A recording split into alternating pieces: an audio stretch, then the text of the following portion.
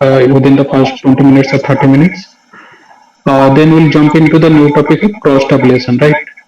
So I have also shared the data on the cross tabulation, two sample t test, the previous file, which we kind of carried out exercise on the Monday. So right now we'll start with the two sample t test. We on the last class we discussed on the pair t test, right? And today we're going to discuss on the independence whenever those data points are independent.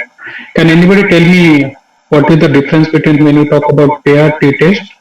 Again, it is a part of two sample t test. Again, sample means not sample as such, two group, right? When we want to compare two groups, we have options of two sample t test or two group t test.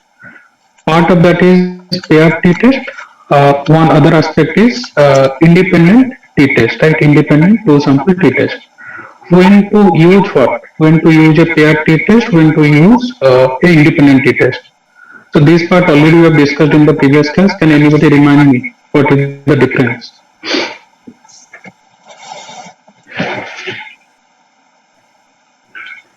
What is the difference between independent two sample t test and paired two sample t test?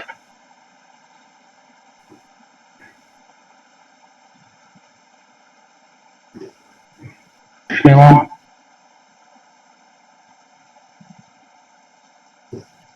So when when there is no groups in a sample, then we take it as independent t-test. When there is groups in the sample, we take it as paired t-test. Okay, so when you say groups, what does it mean?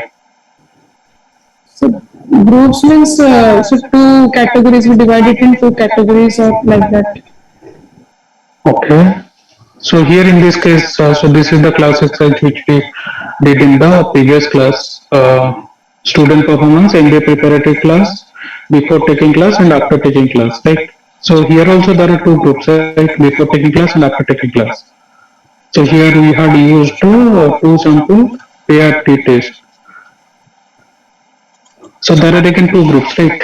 So why do you say there are no two groups?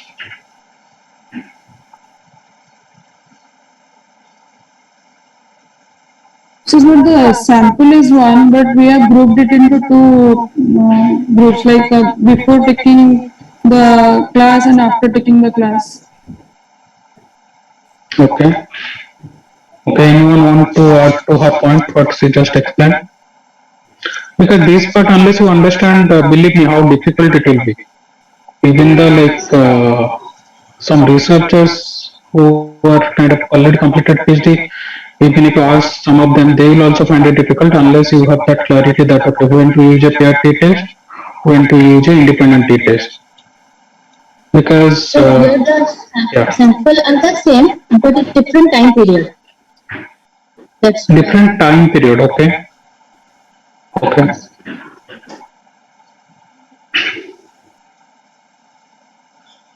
Any other answer?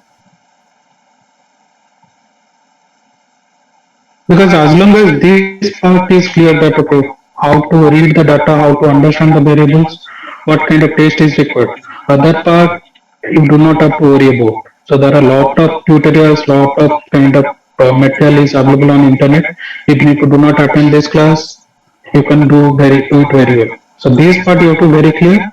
So like Sambita and Aliva was mentioning, when we have two set of observations, right? But our respondent remains same. If you see here, before taking class and after taking class, or let's say before breakfast, when I like let's say if I want to measure your blood sugar level, so the person remains same, the respondent remains same. So we do not say the sample remains same because sample means the group of data points, group of respondent, right? So each respondent here, how many respondent I have? I have actually 15 respondent, but I have 30 data points. For each respondent, I have two observations or two data points, right? But if I go to other case, when I have 15 one group of respondent and 15 other group of respondent, so there I have total 30 respondent, right?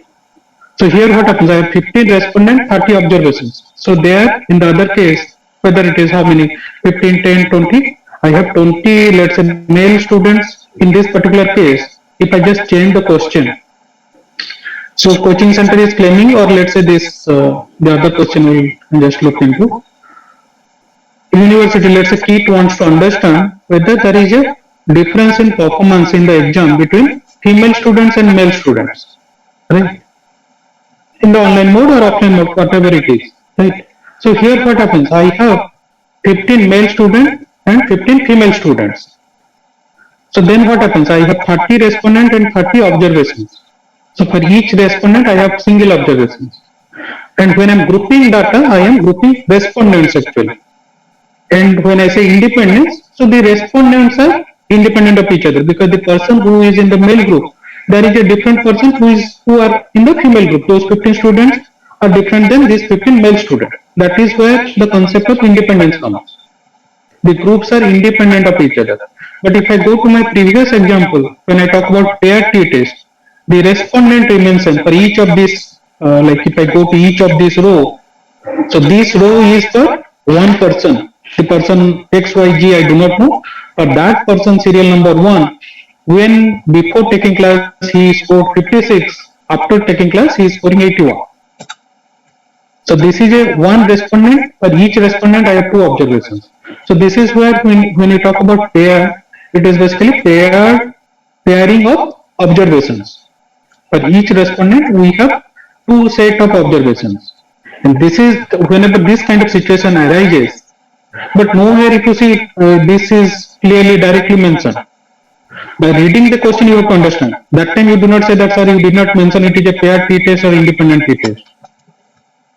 By reading the question you have to understand, yes, because whenever I am comparing, right, before coaching and after coaching, I have to take same group of students. Otherwise my research doesn't have a meaning. If I take two different group of students, and I might manipulate the data, I might take before coaching some poor or some student who perform poor in the exam, who score less in the exam, and after coaching I will take only the top performers. And also that, see, by taking my coaching class, there is a difference of 30 marks or 40 marks. So that will be biased research, incorrect or corrupted research. And that is where I have to make sure that the respondent remains same before taking class and after taking class, and I have two set of observations. But whenever I have the situation, I am comparing between two different group of respondents. That is when we will be using. So two sample t-test, independent and paired. Paired is when group of respondent, two set of observations, right? So those observations are grouped, those observations are paired, right? Independent is when two different group of respondent, right? Male, female, MBA student, BBA students, less than 5 lakh income group, more than 5 lakh income group. So this becomes two different group of respondents. Independent why? Because one respondent can lie either in this domain or in the other domain, right? So that is where the independent will come. Independence of respondents, right? Pairing of observations. Then obviously independent means we have to check some additional steps whether equal variance or non-equal, which we'll discuss today, right? But is this part clear? When to use independent, when to use pair?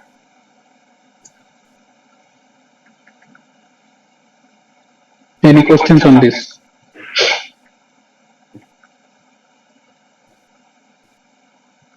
Okay.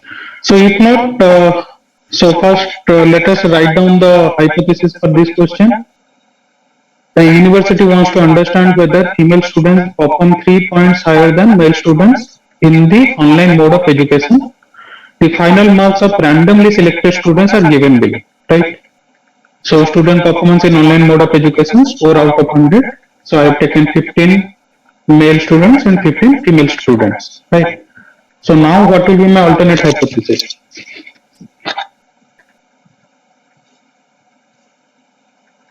Female students perform 3 points higher than male students. Male students Perform 3 points higher than male students. Okay. Yes. So that is my research objective. Same thing I can write is my. So average marks, average performance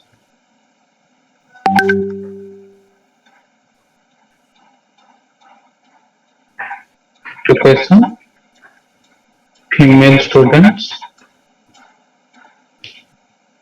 So whatever their average performance, right? Minus average performance in online mode of education for male student is, what will be the symbol? Greater than 3, because that is what I want to prove. Female students on an average perform or score 3 points higher than the male student. What is my null hypothesis? So less than equal to 3. Less than equal to 3. Okay. So what is my study aim?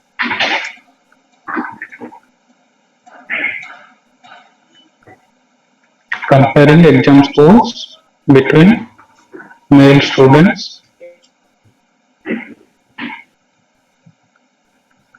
and female students. What are my variables?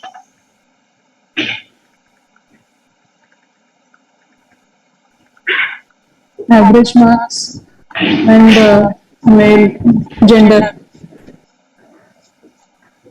Score out of 100, right? So that is the marks, how much they are scoring.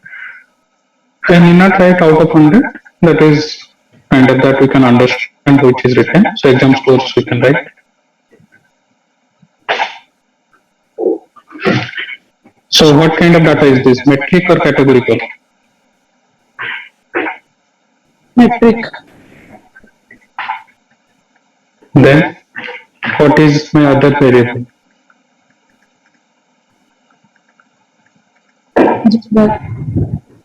Yes, so this is somewhere you have to understand. So nowhere it is mentioned gender, but if you see it is written given for two groups, male and female. So the variable will be gender and it is taking two values. So it is a categorical variable, it is taking two values, male and female, right? Nowhere if you see it is written gender, somewhere it is not mentioned, right? But that is you have to understand because I have two groups, male and female. That means there is a variable, right, which is taking two values, male and female. And generally you define that variable as gender, right? How do you identify? Gender categorical. So what will be my dependent, what will be my independent? Exam score dependent, gender independent. So is this part clear or anybody having any doubt?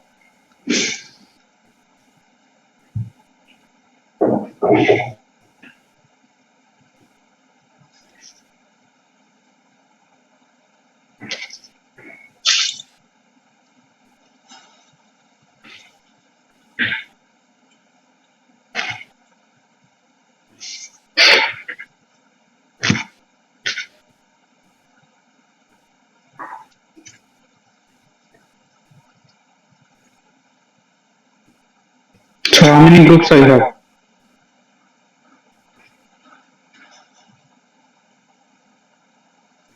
Two groups. So here when I talk about groups, it is not about the variables under categorical variable, right? Under your independent variables, how many groups are there, right? In our previous case, like that was a coaching was the variable. Coaching has the effect, pre-coaching and post-coaching. That was the two values it was taking, right? So under the variable coaching, which is a categorical variable, it has two values, pre-coaching and post-coaching, two groups. Similarly here, I have a variable called gender, which has two values, that is male and female. So the situation I have right now, I have two groups and I am comparing data. So I know that it is a two sample t-test. Now I have to understand whether it is a paired t-test or independent t-test. So then I'll come and see that, oh, what are those groups? So I have a group called male student, another group called female students. That is where independence, the test will become independent two sample t-test.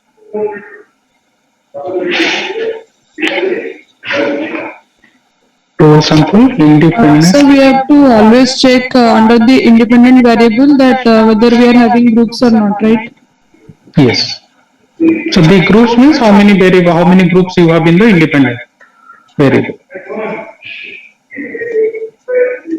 So now once we know the two sample independent t-test, right? So here is the situation. Whenever I have independent two sample t-test, I have two different set of formulas to calculate the test statistics, right? Whenever they have equal variances, whenever they have unequal variances. What does equal variances means? If I believe these two groups, one group is male and female, so they belong to similar kind of distribution. So they will have similar kind of variance, similar kind of variation. So do I believe that?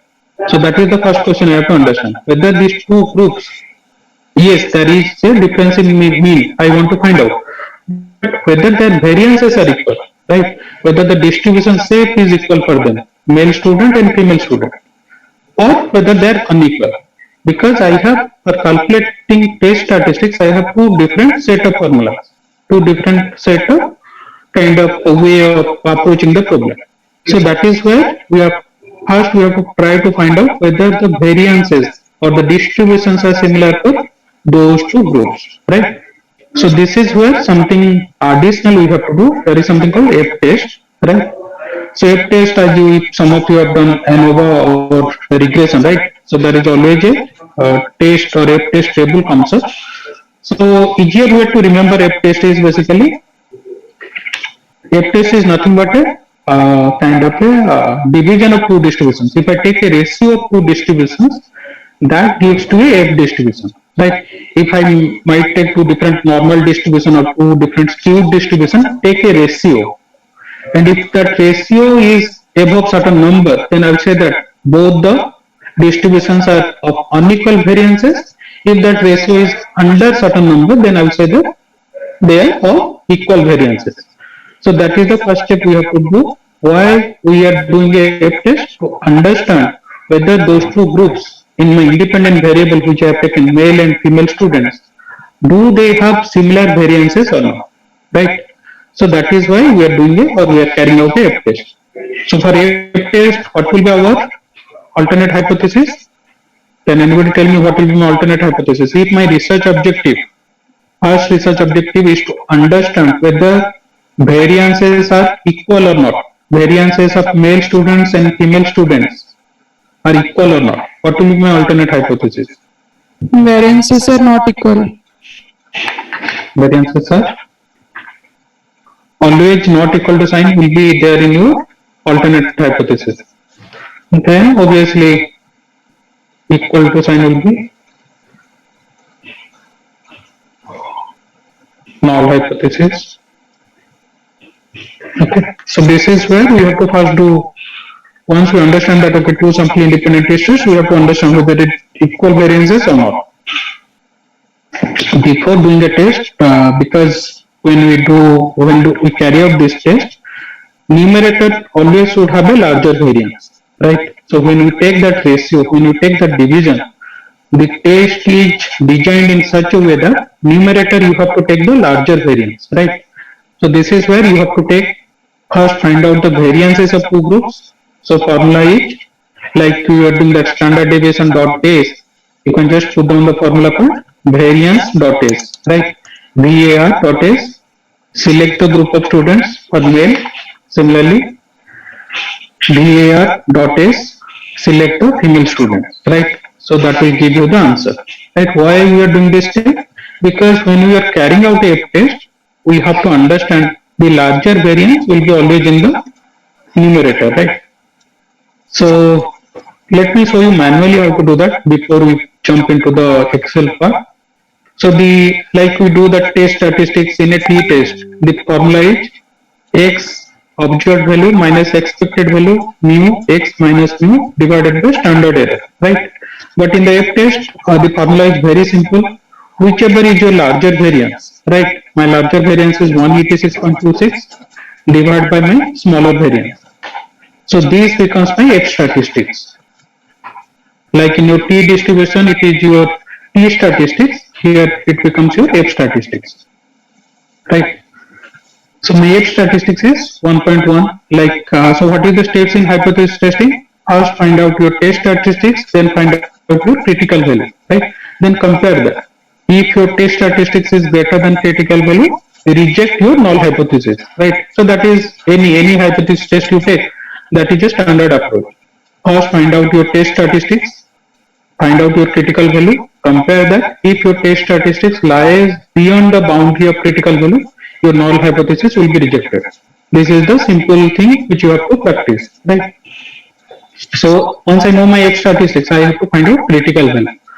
As you remember, critical value steps are, you need two information. One is your alpha, second is your degrees of freedom. Alpha generally is not given here, it is not mentioned here, we can take 5%. Second is degrees of freedom. So in a F test, your degrees of freedom becomes is, so in a T test, what was your degrees of freedom? Can anybody remind me?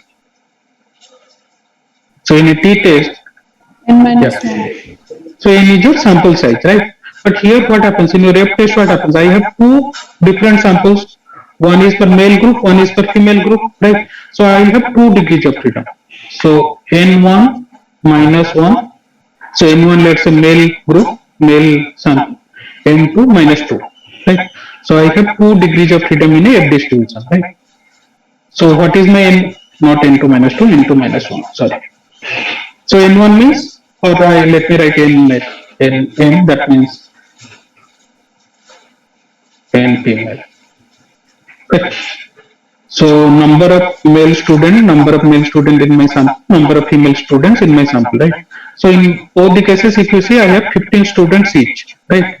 So my degrees of freedom in this case for F distribution will be 14 and 14, right? So similar to your T distribution, in T distribution also, you take n minus 1, right? So here what happens, I am taking a ratio to T distribution or to Z distribution.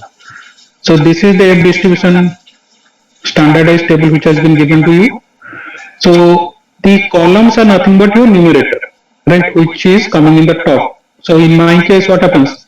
The variance of male student is 186 around. So that is in the numerator. So numerator are columns. So I'll go and find out where is my degrees of freedom of 14. So if you see here, 12 is there after 15. So remember what I told you earlier. When you do not have a degrees of freedom mentioned in your table, take the next highest one, right? So I'll take 15. In the denominator, I have female students. So I'll come back here, 14. So that is there. In this case, 14 is here. So I'll go in this row, come back in this row. So I'll get some number is 2.46, right? So if I come down at a column of 15, why I am taking 15? It is not that my degrees of freedom is 15, because I do not have the number for 14. So that's why I am taking the next highest one. So I'll take 15. Here I have obviously 14. So I'll get a value of 2.46, right? So try to find on your own, right? Because in the exam table will be given, you have to find on your own.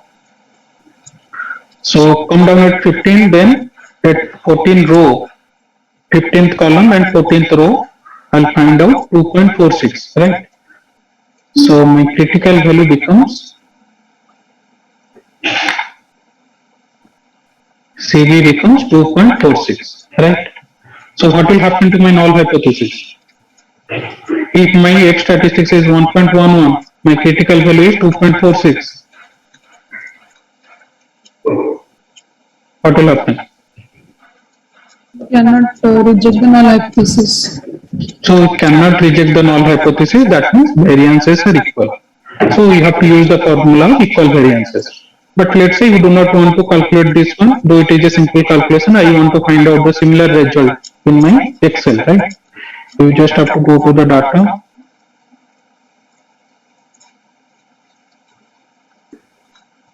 Click on the data analysis. So here if you see, there is something called F test to sample for variances, right? So it is trying to find out whether those variances are equal or not, right? If you click on that F test to sample for variances, put it OK. So variable one range, remember, which is your bigger variance, right? Whichever variable has larger variance. I have male student, variable 2 is my female student, right? Labels alpha 0.05, output range. So here if you see your F statistics, whatever you have calculated earlier, right? Just the ratio of two variances, right? So same value 1.111, that we had calculated, and your F critical, there is a slight difference, it is on 2.48 or else it was 2.46. That was due to because we had taken it at 15, right? But it is okay, right? So here also if you do it, so see how what is the degrees of freedom, 14 and 14. I have 2 degrees of freedom in a F distribution. Is this part clear?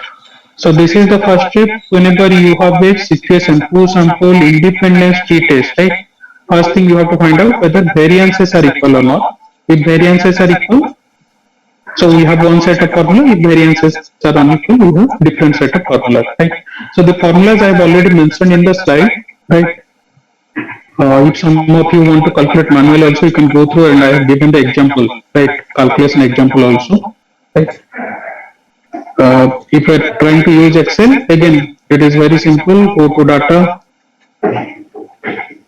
analysis. So if you see here, there are 3 options for t-test. T-test pair 2 sample t-test for means, which we have done in the previous class. Then 2 sample assuming equal variances, 2 sample assuming unequal variances. So in our case, what happened? Variances are equal, so we are assuming they have equal variances. We'll put OK. So here, what will take you? Which one will take it as your variable one range? So that depends upon you. What is your alternate hypothesis?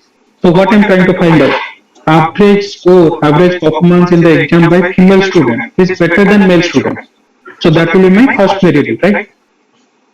So I take female student minus my male student, like the exam performance by male student. Then put labels. What will be my hypothesis mean difference? What is the mean difference? What I am assuming? 3. Because that is what I am trying to test, right? I want to understand whether the difference in mean score in the population, all the students in online mode for the last 2 years, right? For all the female students minus average score for all the male students, is it greater than 3, right? So my hypothesized mean difference is 3. Then put output range.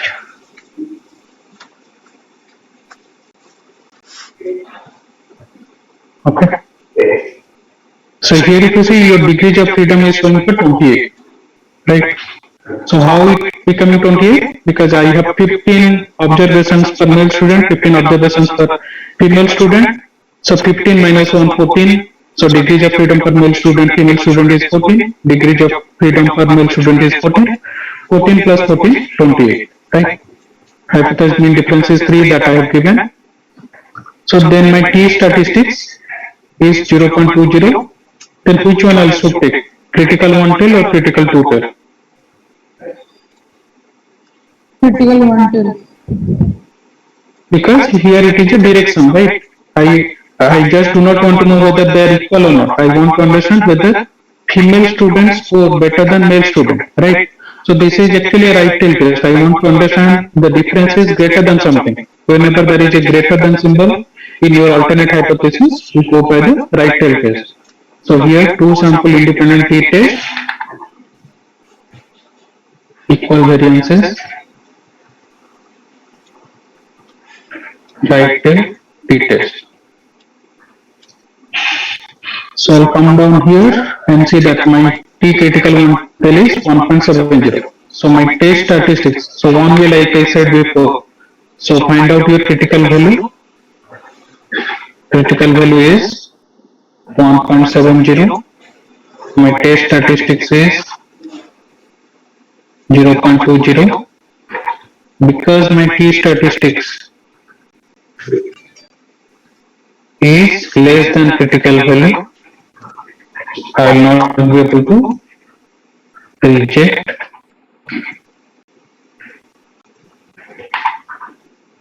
not rejected, right?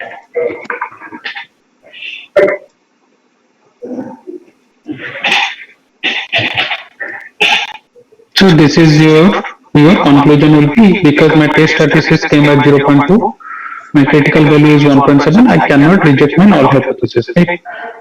Other way of looking into this is the critical value method.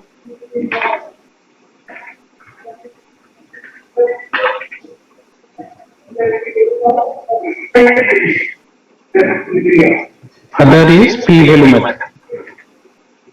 So I'll suggest you to go by the critical value method.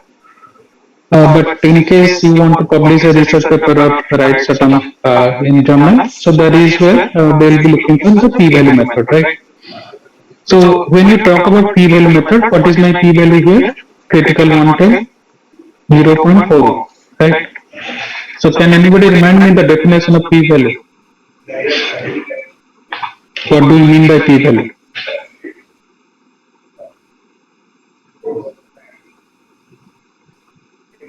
So whenever we believe that our null hypothesis is true, p-value is nothing but the probability of getting a data something like this, whichever is given to us. P-value is the probability of getting a data when we believe the null hypothesis is true, right? So if I believe my null hypothesis to be true, that means the average performance by female student in comparison to male student is less than or equal to 3 marks, right? If I believe that to be true, the probability of getting this data is 41%, which is pretty high, which is feasible, right? So obviously then I cannot reject. So that is intuitively you can understand. Mathematically, if I want to write, we generally compare with our alpha value.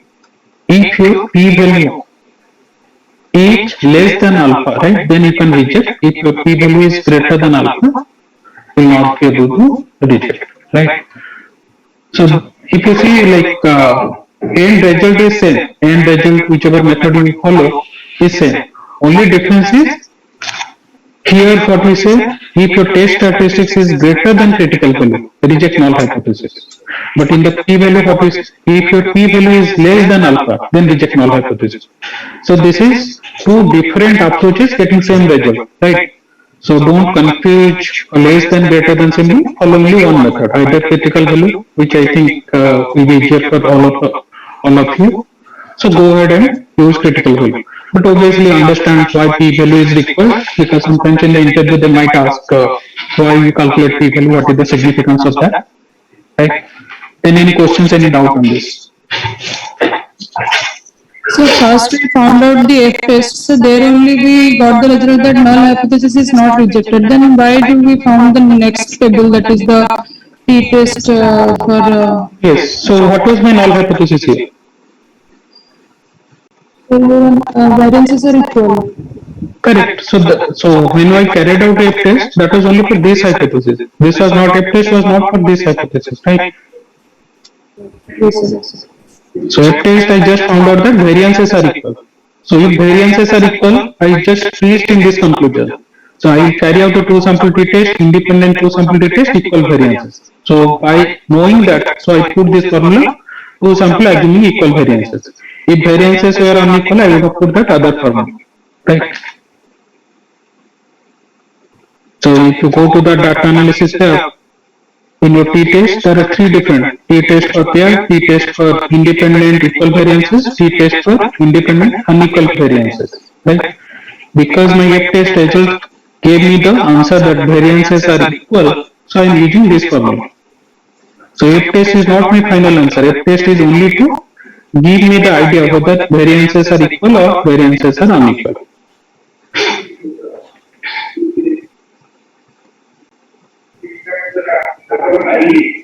Any questions, any doubt on this?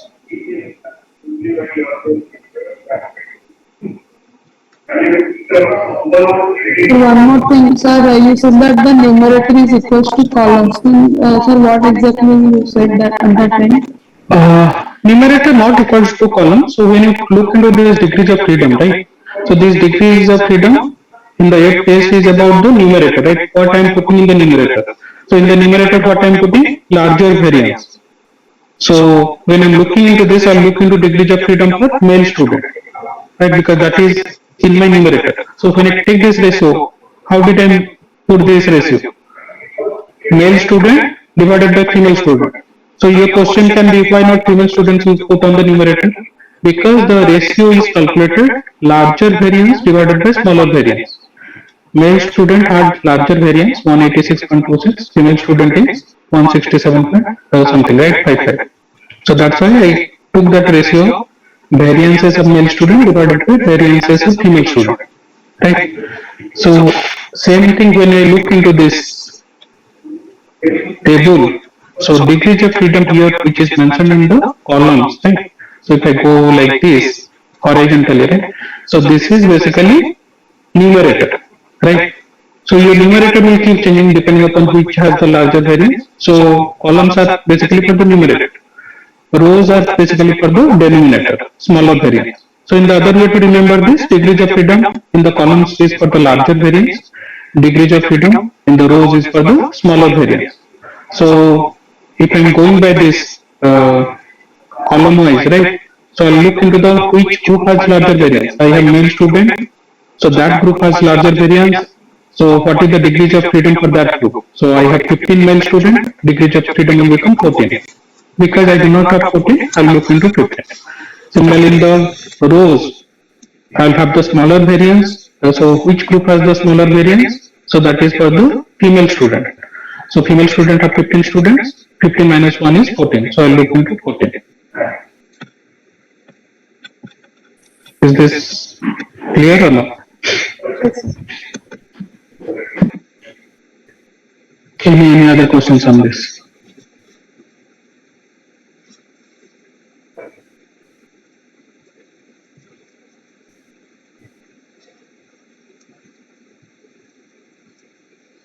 Okay, so this is all about your two sample t-test. We have discussed paired t-test and independent t-test. Right? Paired t-test is little bit simpler. You need not have to carry out a test. Once you understand it is a paired t-test, just go on and carry out a paired t-test in the Excel. But when you understand this is an independent t-test, then first step is to find out whether variances are equal or not. If variances are equal, use the formula for equal variances. If variances are unequal, use the formula for variances not equal or variance. Two sample t-test with unequal variances, right? So that is the all about your two sample t-test. So last question, anyone having any doubt, any clarification?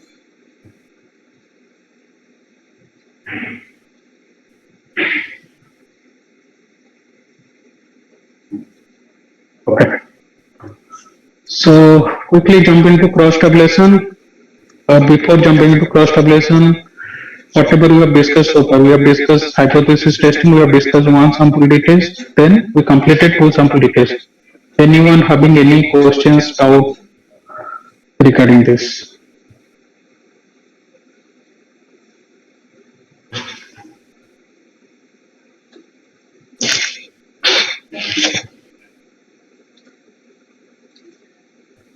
Okay, so this exercise will do it little different. So where what I have done here, I have not given you a tabular form data, right? I have given you a data like in case you carry out this research, right? Like you will kind of find out the data in your Google form, right? Once you download Google form, the data point will be in a CSV file, text file, and it will be something like this, right? So data, it is not that somebody is going to create a table for you for your summer internship or for anywhere, any kind of project which you are doing, right? Data will be always in this kind of raw form and might be a little bit more messy than this. I've just cleaned it a little bit. Now what happens, this is a, let's say you have kind of created a questionnaire, right? And you have three questions only. Specify the gender of the person, specify average number of hours spent in a week on social media, Facebook, Instagram, any other kind of social media. Please specify average number of orders placed in e-commerce site, right, in a week. Right? Sorry, in a month, right? How many orders in Amazon, Flipkart, Myntra in a month, right? So these are the three questions we have asked, right? And we have got some answers. So how to take this data and carry out the data analysis. But before that, obviously, we have to put our hypothesis, right? Because you put your hypothesis first, prepare a question, collect data. So this is the data which you have collected. Now we are going in carrying out data analysis, right? Can anybody tell me some examples of hypothesis here? Or a research objective. Let us start with research objective, then we'll jump into the hypothesis part. Can anybody tell me if I have this kind of questions? What can be a typical research objective for me?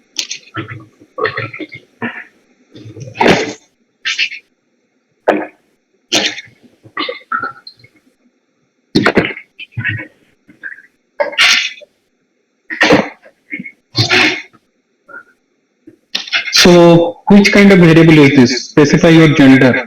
Gender will be which kind of variable? Categorical. Categorical.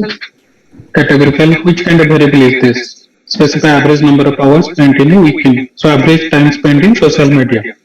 See the answers how it is given and tell me which kind of variable is this. Metric. Okay. Obviously, it has two answers, right? Metric or categorical. So Oliver is telling it is metric, whether it is metric or categorical.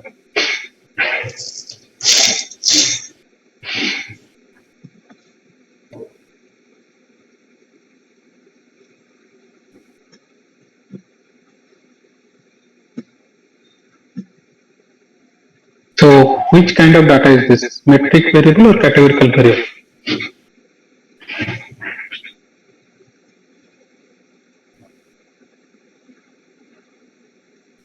So I think categorical. So why not metric? So because they are mentioning less than, more than, that's why. Exact absolute value they are not mentioning. Yes, so that's what we have discussed when we discuss scales, right? So categorical means nominal and ordinal. Metric means your interval and ratio. So whenever interval scale happens or ratio scale happens, I can measure the difference between two respondents. Here if I say, let's say respondent number 2, who is a female, so she has told that she spends less than 5 hours in a week in Instagram or whatever other social media. Another female who is here, she is telling more than 10 hours in a week. If I want to measure the difference between female who is in the 17th row and who is in the second row, can I measure the difference? I cannot measure the difference because I do not know when somebody says less than 5 hours, whether it is 0, 1, 2, 3, 4, or anything between them, right? It can be any number less than 5. When somebody says more than 10, theoretically it can be any number between 10 to 24 multiplied by 7, right? Till that number, right? Theoretically. So unless I know exactly know that number, I cannot measure the difference. And if I do not measure the difference, it will be either into nominal or ordinal. So then the question is whether this is nominal variable. Though we do not, if it is categorical, we can use some kind of data. We do not have to get into that detail, but just for curiosity, whether it is a nominal variable or ordinal variable, nominal scale or ordinal scale. So if I ask specify average number of hours spent in a day, answers as less than 5 hours, 5 to 10 hours, more than 10 hours. So these are the three answers, whether it will be nominal scale or ordinal scale.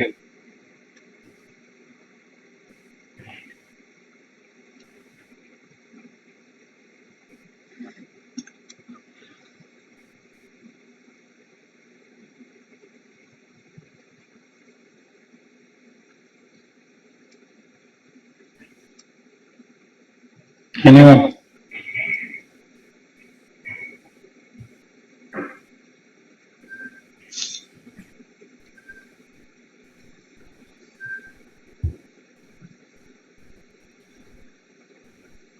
Ordinal.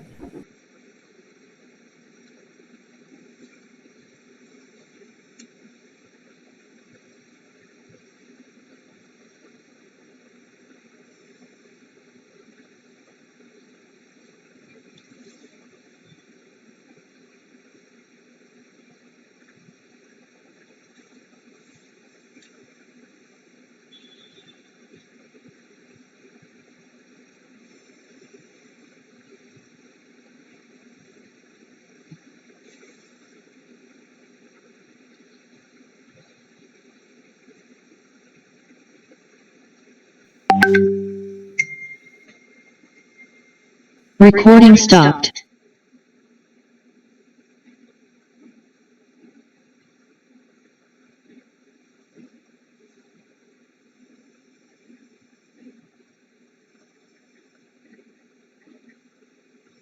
Recording in progress. So sorry, I got disconnected. Yeah, the question is why it is a nominal, not an ordinal scale. Sorry, your answer was it was an ordinal scale. So the question is why I cannot tell it as a nominal scale.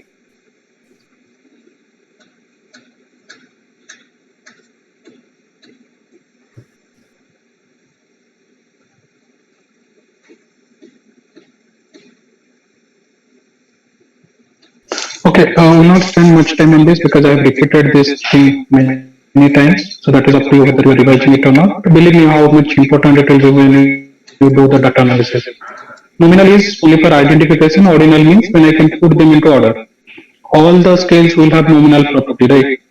Only question is whether it has a ordinal or ordering property. If I know that somebody who is spending less than 5 hours in a week, another female is there who is spending more than 10 hours in a week, right? In the scale of how much time they spend on social media, I can order them. I can put them into different order. That yes, that person who is spending more than 10 hours in a week, she is spending more time than the other person who is spending 5 hours in a week or less than 5 hours in a week. But I do not know the difference. Once I know the difference, it will become an interval, and going forward, it can become a ratio scale also. But once I know that I can only order them, I do not know the difference, so it will be in the ordinal scale category. So either nominal or ordinal, it is a categorical scale, right? Categorical variable. Same thing with your specify average number of orders, right? So let me just try with only one variable, then we'll look into the other variable, so that you can take as your homework and you can do it in the next class. So I have two variables. One is gender, is categorical variable. Another is also a categorical variable. So I have two categorical variables. Okay? If you go and look into this, let's say you are not clear about what kind of data analysis you have to carry out, right? So go in a reverse way. So what kind of variable I have? I have one categorical variable, another categorical variable, right? I can find a relationship, right? If let's say research objective is not given, only the data points is given. I have one categorical variables, another categorical variable, then I can find a relationship between them, right?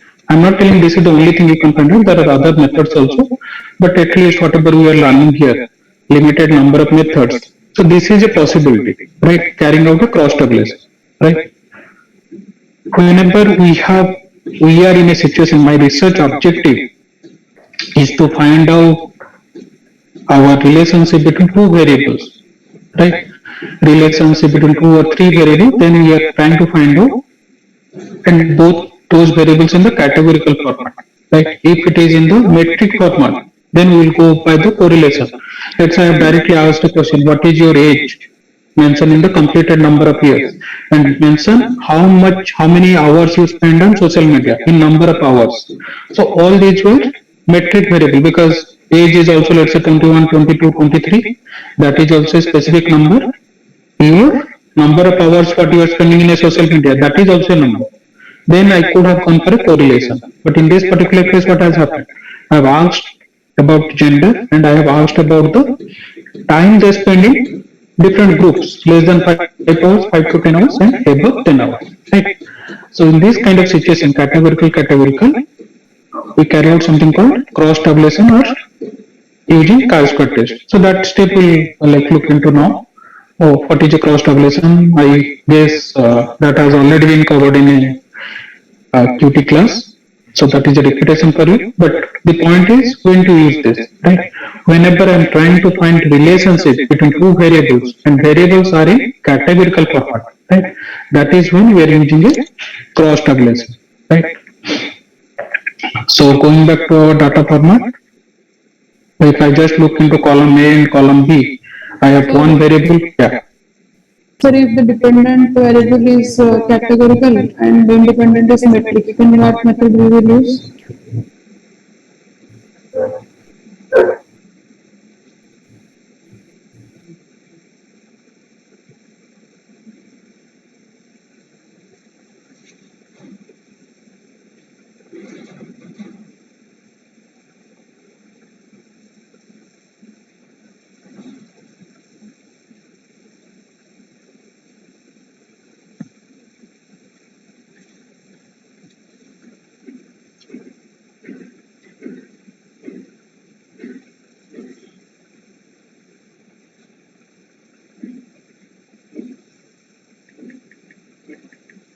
Recording stopped.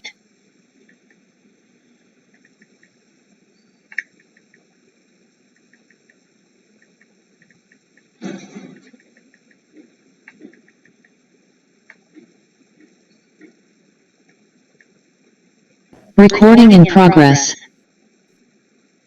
Yes, Aliva, can you please repeat the question? Yes, sir. I was asking that when a dependent variable is categorical and independent is metric, then what method we will use? Okay, independent is metric and dependent variable is categorical, right? So there are other methods like discriminant analysis, which right now we are not covering. So there are certain advanced method, but yeah, one way to convert your metric variable, right? So whenever you have data in the metric variable or in the higher form, let's say interval or ratio, it is always feasible to bring it to a lower kind of variable. So what I mean by that, if let's say I have information about your income, I know exactly what is your parental income or family income in lakh of rupees or in thousands of rupees. I can put into groups. I can convert that into category less than 5 lakhs, 5 to 10, more than 10 to 15, or more than 15 lakhs. Then both of the variables will become categorical. Then I can use again cross tabulation. But reverse is not true. If I have a categorical variable, so let me ask in the other way. I want to carry out a correlation and I have this kind of situation. I have a dependent variable which is categorical and independent variable which is metric. Ideally what should have happened? Dependent variable also should have been a metric. If I want to run a correlation, I cannot run that time. But in this particular case, what I can do, the independent variable which is metric, I can convert that. I can like transform that variable to a categorical variable. So I have two categorical variables, then I can find out the relationship between them. To answer your question, without transformation, if I want to do it, yes, there are methods.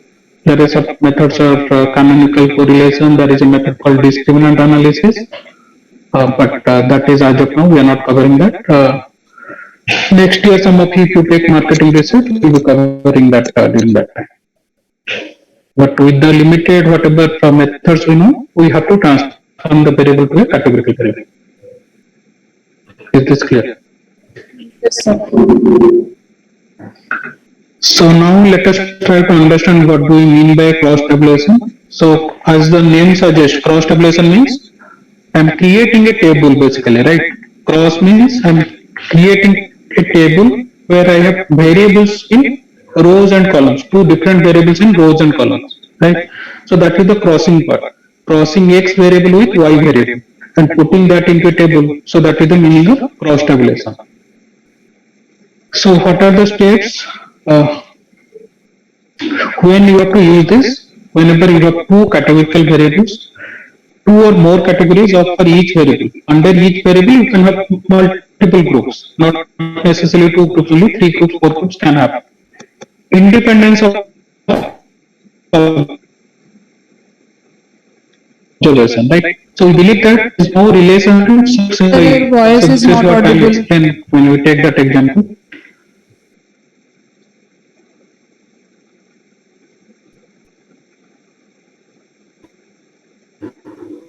Okay. Just give me a moment.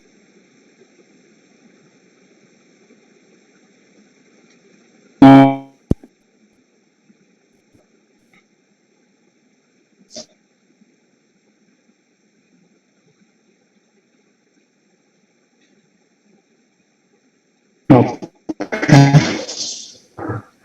Is it better now? Hello. Yes, sir. Okay. So the categorical variables are not paired in any way. So pre-test, post-test, that is when we use a two sample t-test because same respondent. So that is no two groups of respondent, right? So remember, whenever you are having cross tabulation, we are trying to find relationship. I cannot take a data, let's say blood sugar level, pre-breakfast and post-breakfast, and I'm trying to find a relationship between them. So that is when you cannot use a cross tabulation. So those group of respondents, remember what we discussed in the two sample test. Group of respondents are different. There is a independence between respondents. Relatively large sample size, follow this. We could, anyhow for the exam point of view, I'll make sure that the numbers are maintained. but for your internship, or in case you are using for some of your project, unless each cell or majority of cells, let's say I have 10 cells, obviously 10, or let's say 9 cells, right? 3 in the row, 3 in the column. So I have total 9 cells. 80% of that. So minimum 7 cells out of that. So would have more than 5 number greater than 5.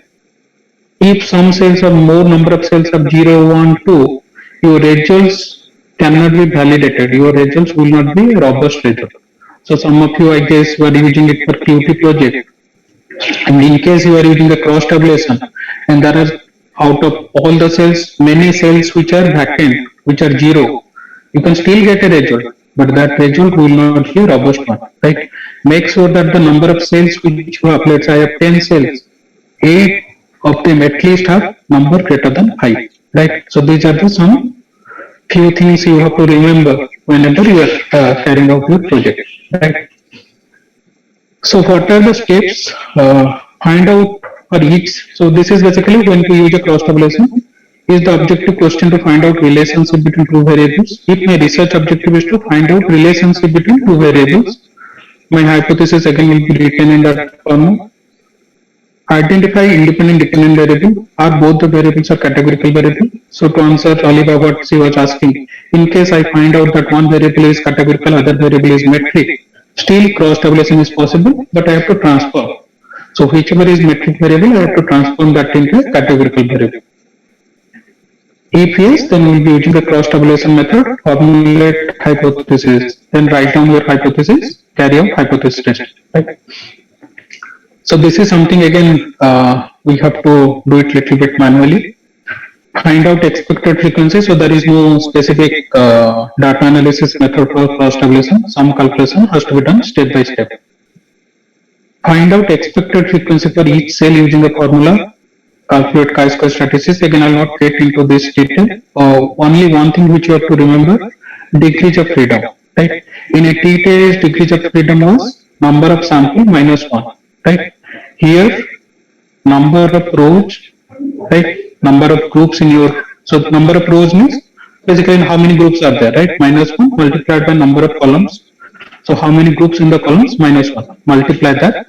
So that will give you the distribution of degrees of freedom for a chi-square table, right? Then obviously you have a critical value which is chi-square statistics, and you have a chi-square statistics, that is test statistics.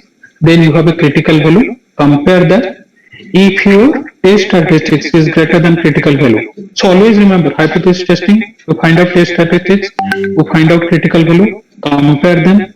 Test statistics greater than critical value, reject null hypothesis, right?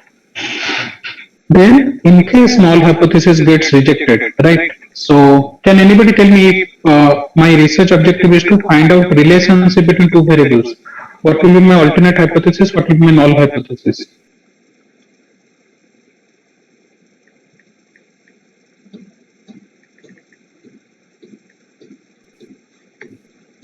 So if I want to, my research objective is to find out, let's say, relationship between the gender and number of hours people spend on social media. That is my research objective.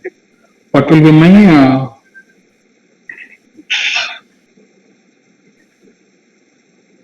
So I can say that the null hypothesis will be there is no dependence of gender with respect to the number of hours spent on the social media.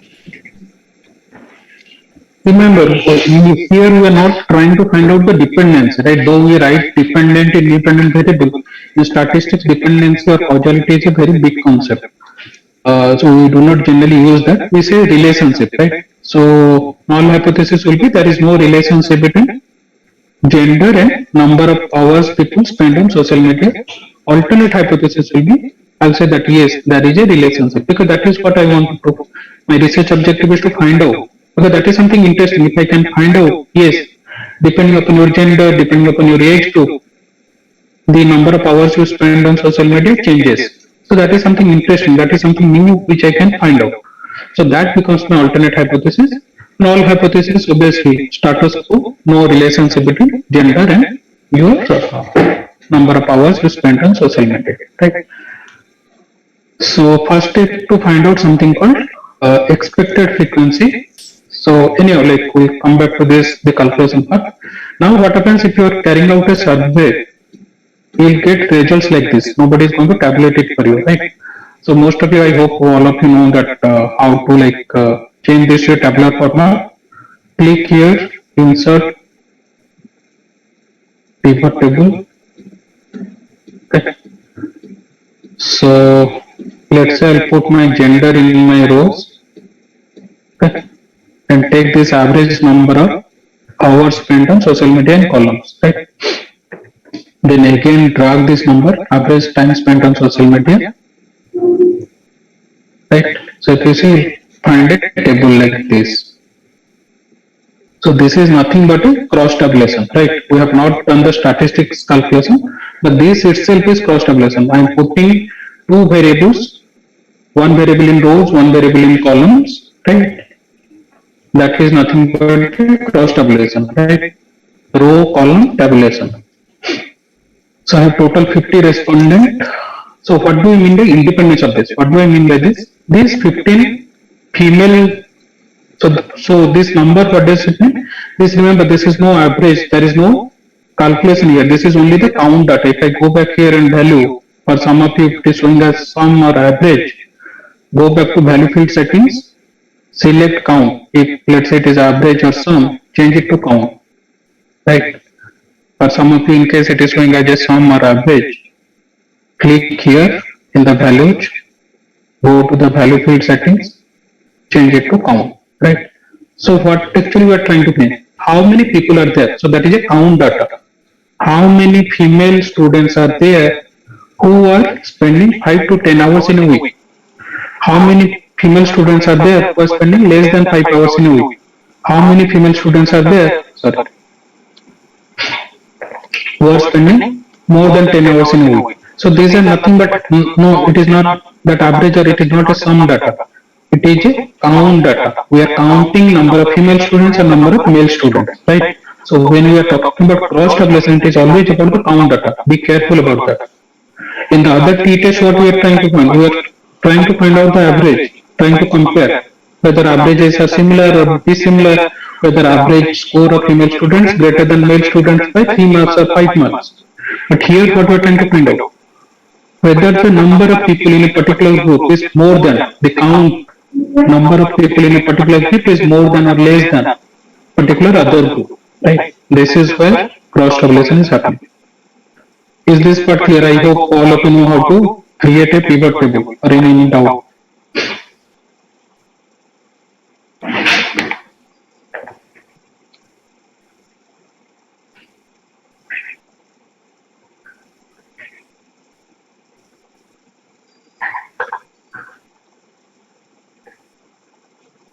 So I'm just replicating the table and putting it in an order manner, right? So always remember it is better to, because if I go back to that pivot table, right? So 5 to 10 hours in a week, it is in the first row, first column, right? So I'm doing it in a little better way, putting that into a structured way, because less than 5 hours would come first, then 5 to 10 hours, then more than 10 hours, right? 5 to 10 hours, then above 10 hours.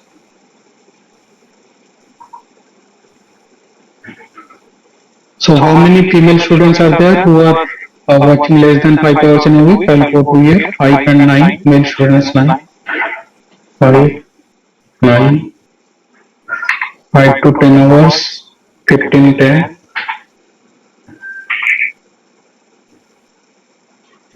more than 10 hours, 5, 6. So this is nothing but my final cross tabulation. So this is my step 1.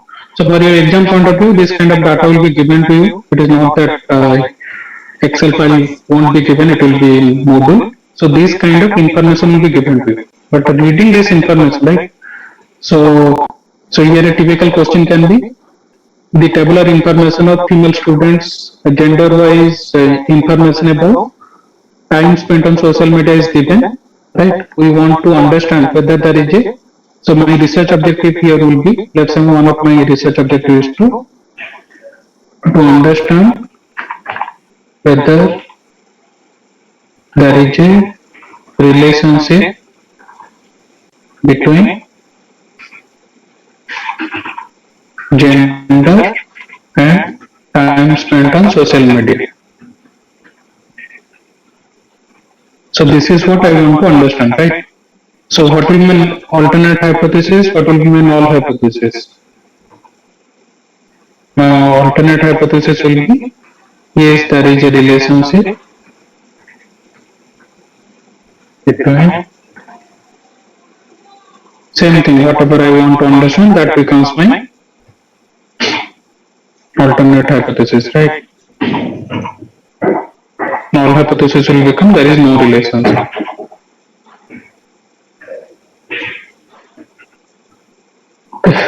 So this is my hypothesis formation. Next step again, I have to find out what is my study aim. Study aim is to find relationship between two categorical variables.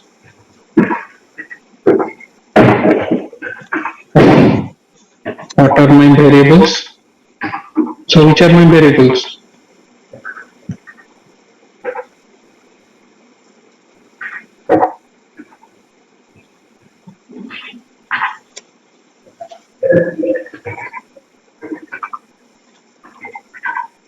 What are my variables here?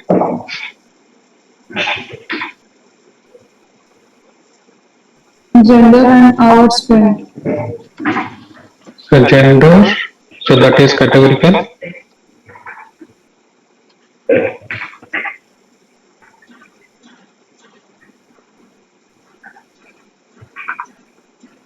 Hours spent on social media, that also in this particular case, it is given as categorical, right? So how we know categorical? Because these are three groups. Hours spent on social media, this is three groups only. This is a categorical data. Gender, male and female, there are two values, two labels, that is also categorical data, right? So nowhere it will be mentioned this is categorical, so this is you have to understand. So which will be my dependent out of these two variables? Hours spent on social media. So hours spent on social media is dependent. Gender is independent. Data analysis method will be cross tabulation, right? So as long as you are able to find out like this, right? So 50% of the mark is guaranteed for you, right? This part at least you have a clear understanding. So now again we will replicate this table.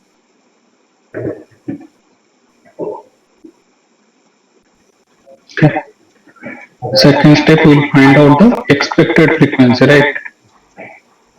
Sorry, yeah, expected. So if I go back here, what is my expected frequency? Number in the row, NR is the number in the row, the count in the row multiplied by number in the column divided by total number of columns, right?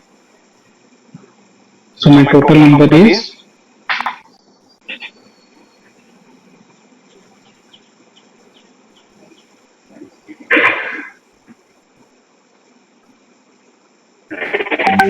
50 observations, so that is my total number of observations. So my expected frequency will be, sorry, here.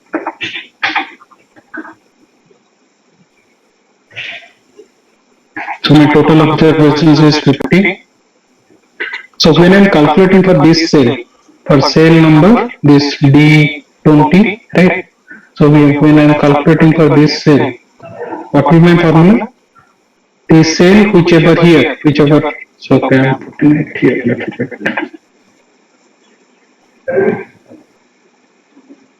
The same structure.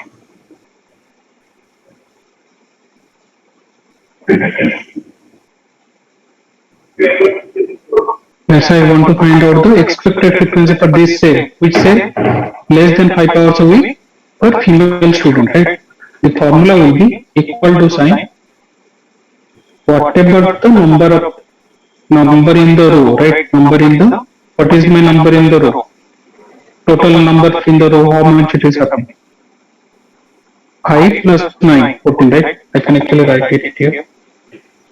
total number in the row, what will be total number in the row?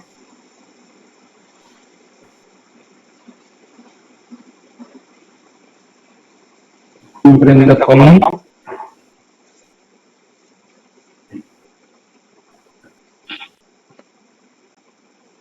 Okay. So let me highlight. So I'm just adding up the row numbers, sorry, adding up the row numbers, then here adding up the column numbers, right? So 25 is nothing but the sum of 5, 15, 5. 14 is nothing but the sum of 5 and 9. So this I have done for all the rows, all the columns, right? So I have total 3 columns, 2 rows, right? So when I'm calculating the expected frequency for this cell, less than 5 hours a week and female. So I'll go to the corresponding column, right? So what is the corresponding column for this? This less than 5 hours in a week. What is the number there? 14. So 14 multiplied by, what is that corresponding row? I want to find out the number here, female 5 hours in a week. So female row, so the corresponding number is 25. So 14 multiplied by 25 divided by total number of observations. Total number of observations will always remain same, right? So that is 50.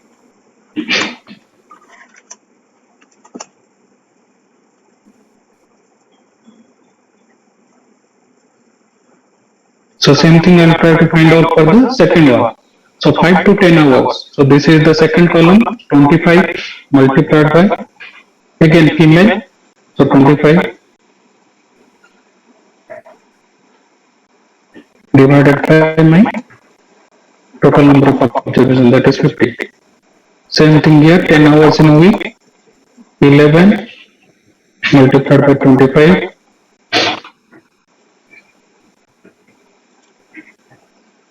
divided by 50.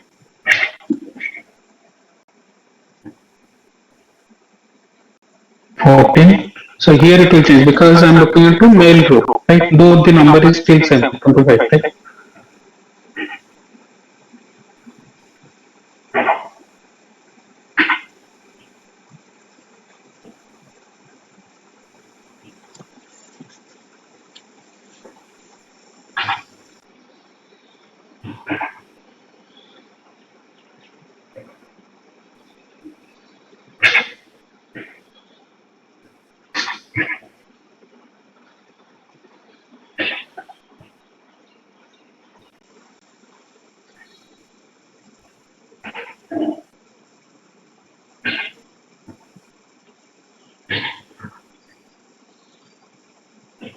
Okay. So these are the values I got, which is nothing but my expected frequency, right? So this is something which is observed, which is I am observing from my data, right? So this is observed frequency, right? So for the table of chi-square statistics, or the, so because why it is a chi-square statistics, we'll be using chi-square test, right? Statistics. The formula is whatever your observed frequency minus expected frequency, square of that divided by your expected frequency, right? So what is my observed frequency?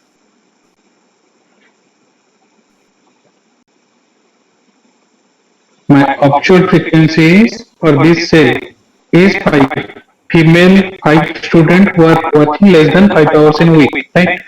Minus my expected frequency is 7. 7 female student less than 5 hours in a week. So they work less than 5 hours in a week in the social media, or spend less than 5 hours in a week on social media. Square of that, right? Divided by my expected frequency.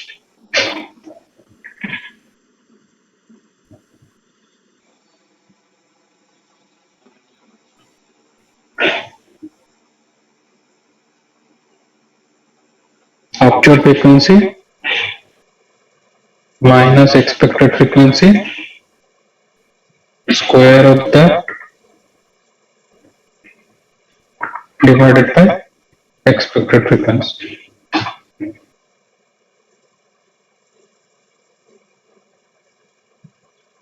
Right. So if I take a sum of this,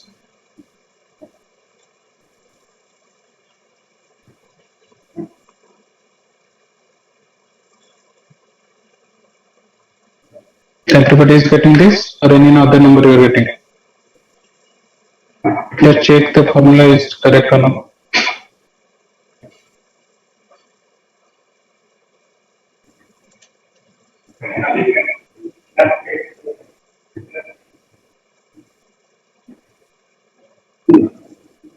Okay. So this is where you will calculate the chi-square statistics. Chi-square statistics, chi-square, this symbol is chi. So chi-square is nothing but the summation of these numbers. Right, if I add this up.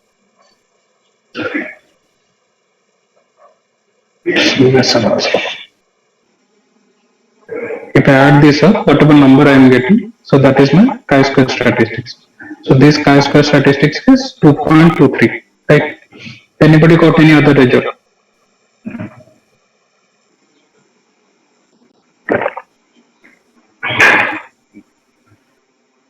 So once we have this information, we have to find out our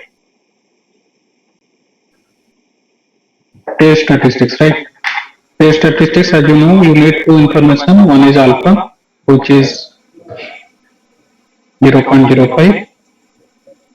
Then your degrees of freedom. So in a chi-square statistics, in a cross tabulation, your degrees of freedom will become rho minus 1. I have two rows, 2 minus 1, that is 1, multiplied by 3 minus 1. Why 3? Because I have 3 columns. So 1, 2, 3, 3 columns, 3 minus 1. I have 2 rows, female and male. So my degrees of freedom becomes 2. My alpha is 0.05. So I'll go here 0.05 at a 2 degrees of freedom. My critical value,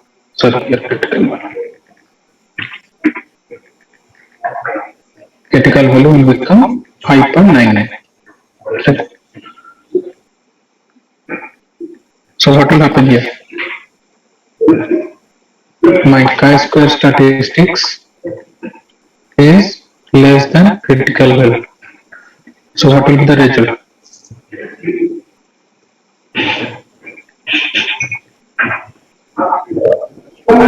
This cannot be rejected.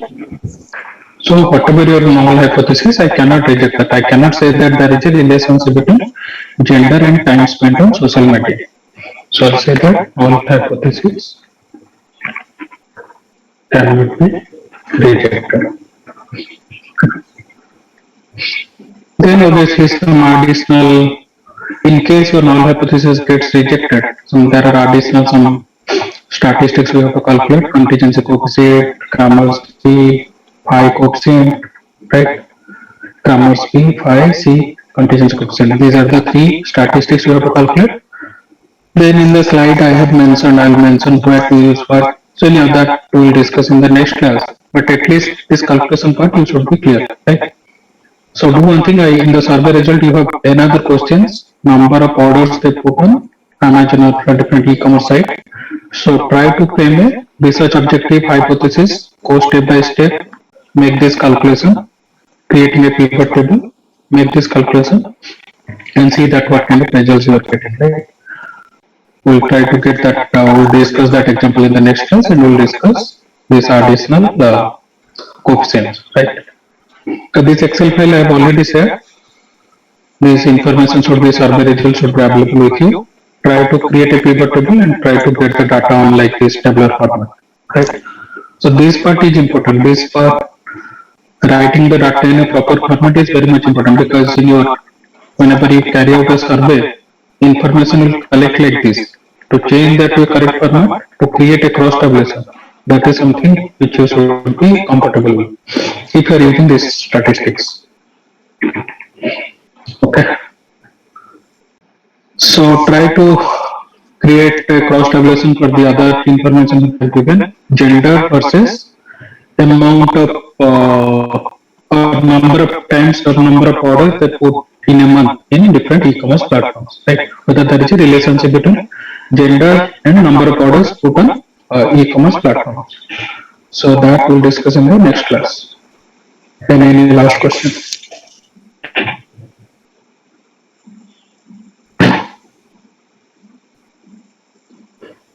Okay, so if not, chalo, take care. Meet you on Monday. Recording stopped.